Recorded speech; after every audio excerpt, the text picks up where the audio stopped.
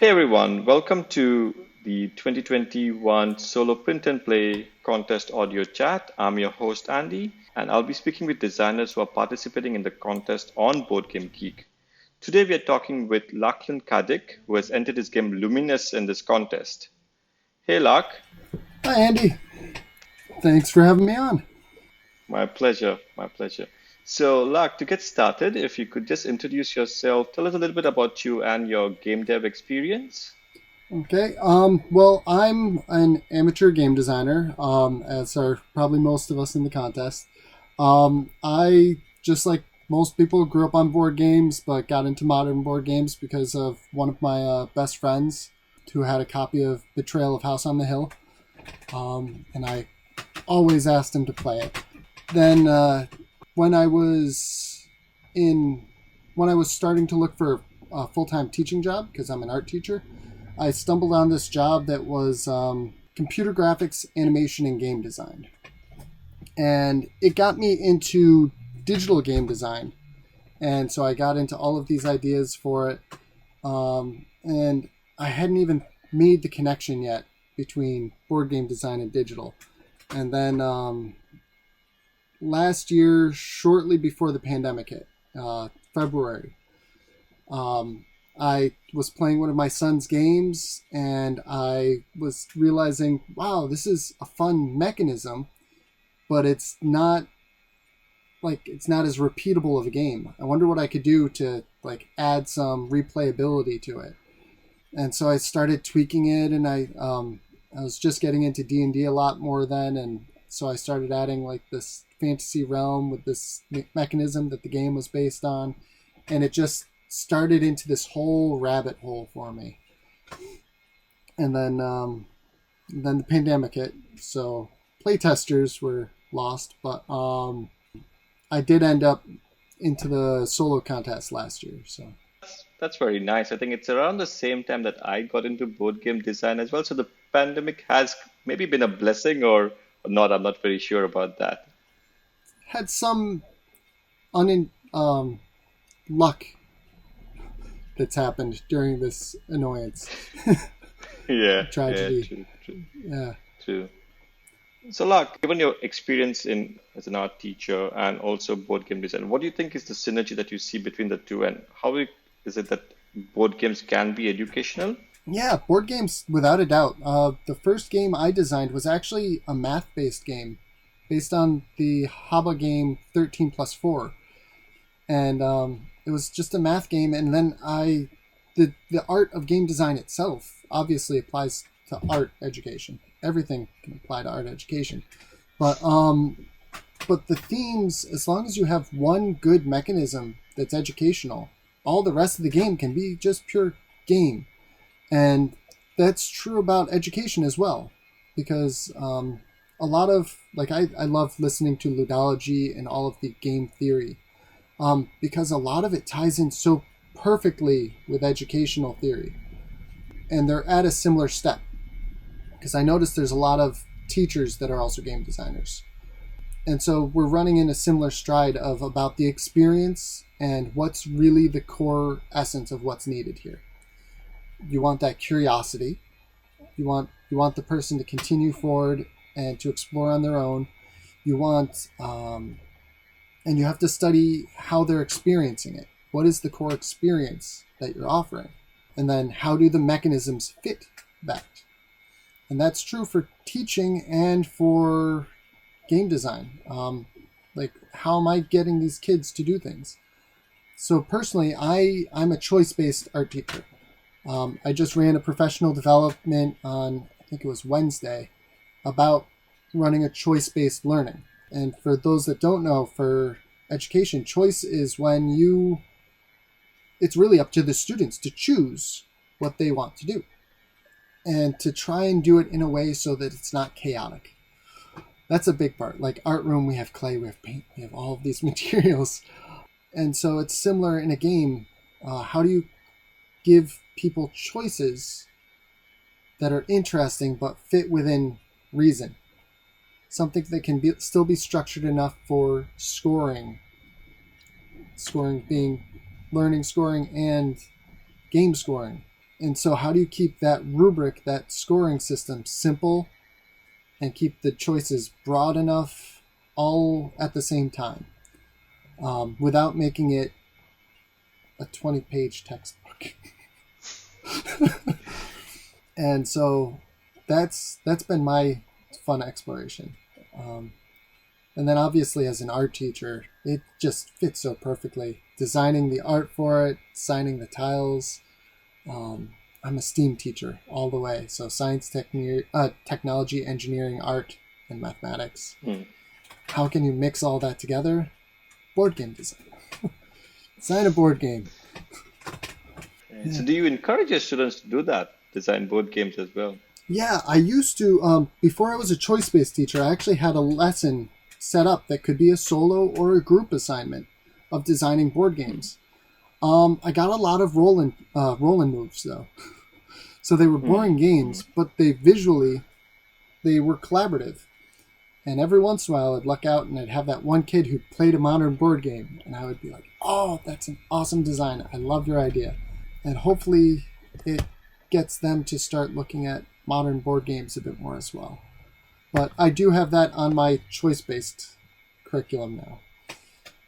If they want to design a board game, it's my number one collaborative project.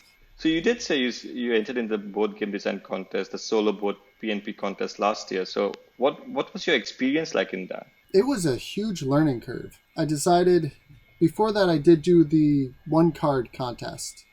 And I tried to figure out my big game that I was developing for my son into a single card, and that was a bad idea. Component restrictions just killed the whole mechanism of the game. And Right.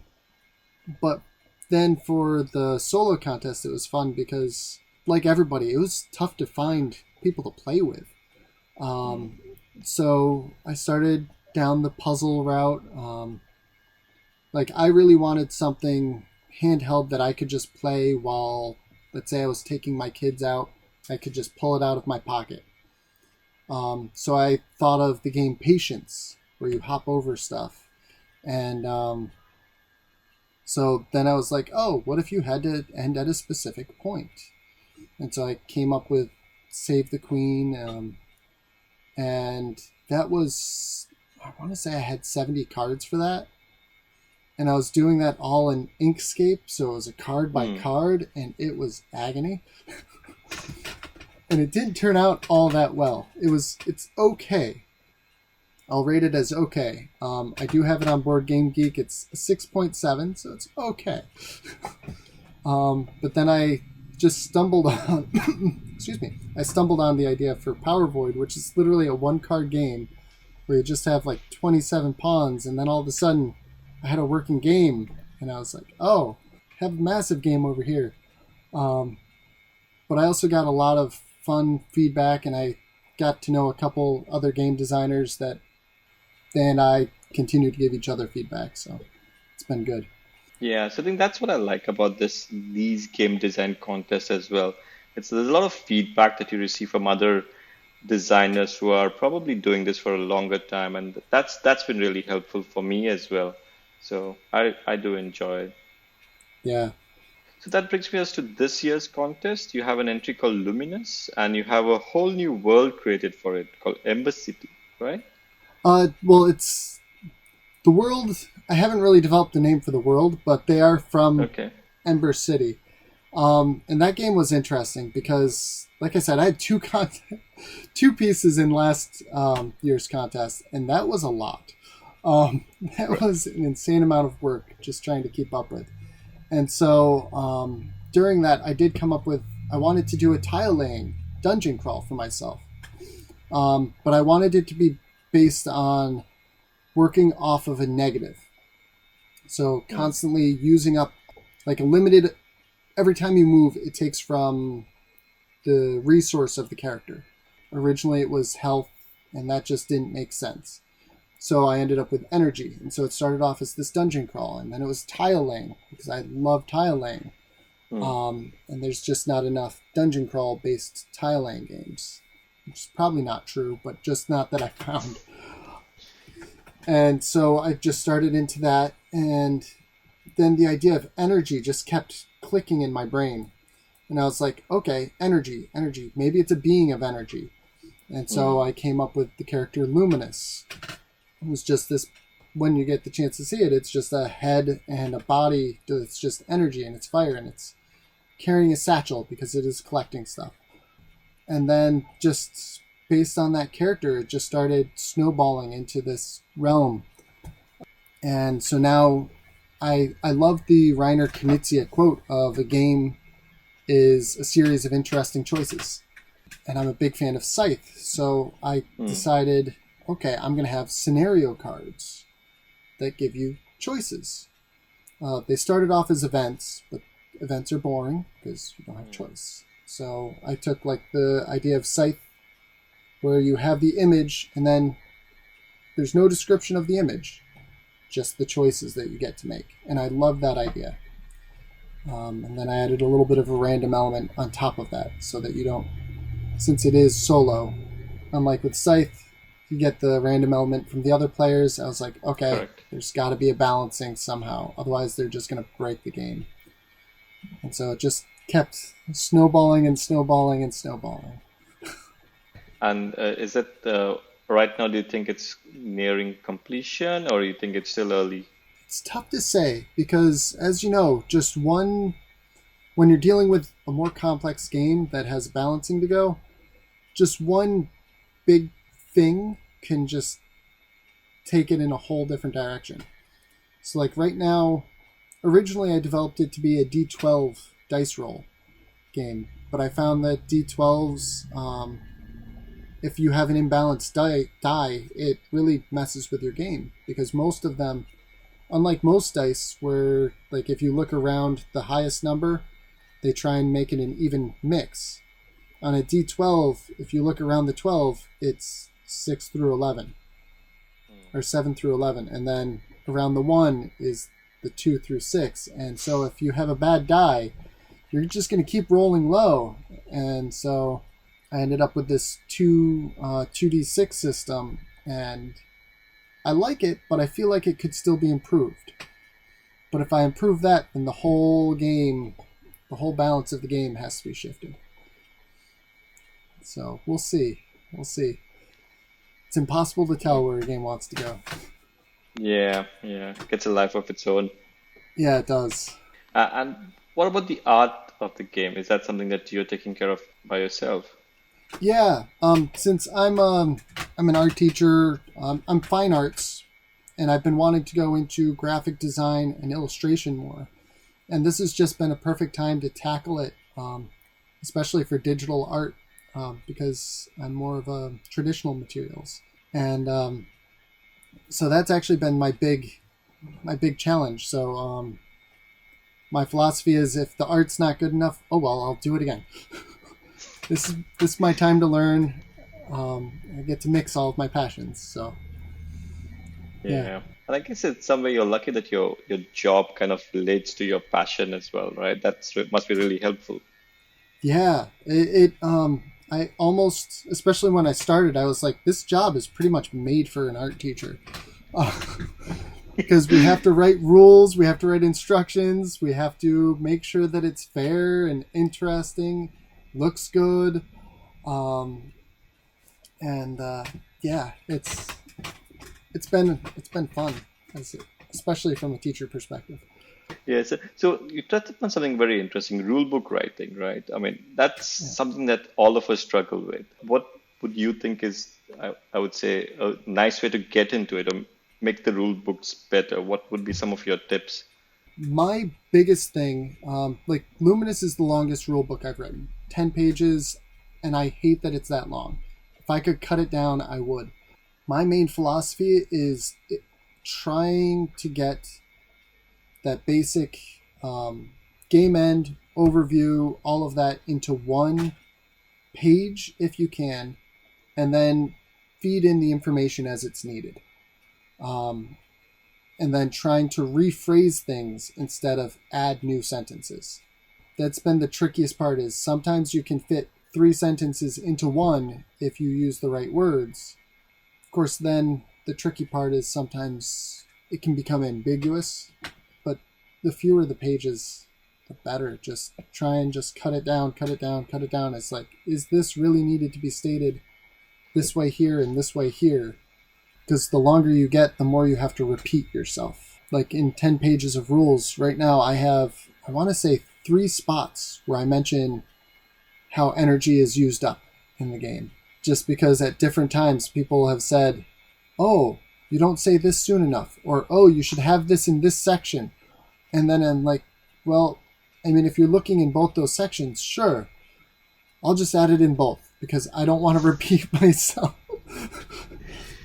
We're not going to make that an excuse for missing this. What is it that got you to participate in this contest once again? Well, I didn't even know about BGG until, like we were talking, until February last year, just before the pandemic. And I really needed feedback because I had just gotten into game design. I had a month with my students and I would take the games in and they'd like to play my games at lunchtime. And that was great. That was nice, rapid feedback. So every week I would come up with a new version. And then all of a sudden, the pandemic hit and I was sitting on my computer alone for hours a day. And so I just started searching up. And finally, it was weird. It was tough to find because I started off with local groups and they couldn't meet. So I slowly found bigger contests. And then I found this and I noticed, oh, it's not a professional thing. It's a bunch of amateurs like myself. Let's give it a shot. Let's see what we can pull off here. Yeah, and so it was mostly that desire to get better.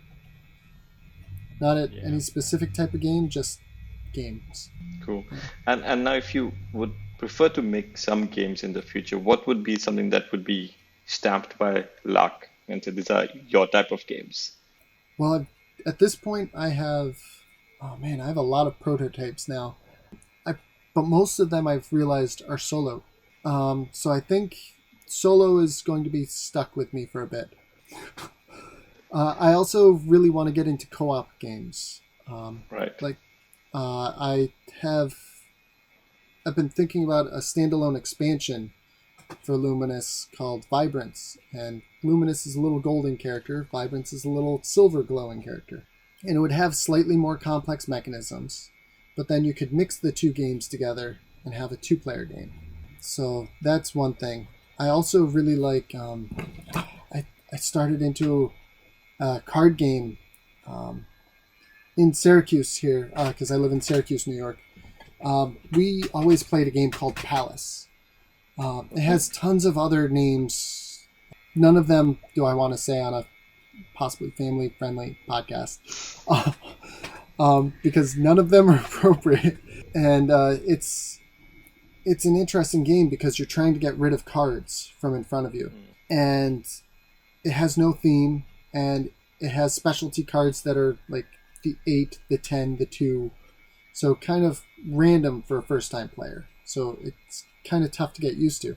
So I decided, you know what? I can make specialty cards that have these features, normal numbering system, and it's a palace. What do you do in a palace? And I was like, well, you hire workers, or there's politics, so spies. And so that's the type of game that I really like working on, is like traditional games, historical games, and then trying to, I guess historical is not the word, but older games, non-modern board games, and then trying to pull them into our modern board game. Yeah. So we'll see. Maybe some group games. We'll see. Yeah, that's very interesting. And since you're doing a lot of solo game, what do you think makes a solo game a great solo game? Well, going back to that Knizia quote, that interesting choices. It's not about the mechanism. As long as the mechanism serves the game, that's great. It's about what choices, how many times do I get into that situation of, ooh, if I do this, this is going to happen. If I do this, this is going to happen. Neither one is a perfect choice, but which one's going to make it so that I get the best chance? And just that interesting choice. And then if the theme can tie into that to feed it further, that's what makes a good solo game. Knowing that there's never a perfect choice. Cool. And in terms of advice for other designers like us, aspiring designers, somebody that has not designed a game before, but maybe listening to this podcast somewhere in the future, what do you think would be something that you would tell them? Well, the obvious one is playtest, playtest, playtest, playtest, playtest. Be willing to get rid of your game, playtest a new version. But the other thing I found insanely useful is I printed off double-sided dotted paper with just like, you've probably seen, I don't know, craft notebooks where they have the dots on them. I only discovered them in the last year, but they have like 5 millimeter spacing between the dots, and it's great. It's somewhere between line paper and grid paper. It's perfect. And so I printed it double-sided, laminated it, and cut it into the sides of my cards. So I don't have to keep printing stuff, and I just can write on it with Sharpie, and then I can go in with an alcohol spray or a dry erase, wipe it off, and I just always have reusable cards. That's probably my greatest hack that I've done so far. Yeah, that sounds fantastic because that would save a lot of ink. A lot of ink, a lot of time, a lot of time. And so, like with Luminous, I had just these jumbo cards, and I realized, okay, Nandek, also Nandek. Nandek is great. And so I already had all the information, and anytime I needed to change something for a playtest, I would just go in with just a dry erase, wipe out just that one number. Not 5 different, not printing out, not writing over it so it's messy, just dry erase it away. Yeah, no, and you touched upon Nandek as well. That has been a lifesaver, I think, because it helps with fast iterations. I think just put a number in Excel or even in a text file, and it just gets a new card for you. I think that's brilliant. Yeah, and it seems more intimidating than it is. I thought there would be such a crazy learning curve, but once you get like a single tutorial just to get you a card layout, and then the visual editor, it's so smooth. Yeah, like I'm impressed with how my cards are turning out on there. I did not think I could get that level of cleanness to it. All right, that's all we had time for today. Thanks a lot, Lark, for spending the time with me and discussing your passion about board game design, your career, and how solo print and play contest has been useful for you. Thank you very much. Yeah, thank you for having me on, Andy. It's been great. It's been a blast.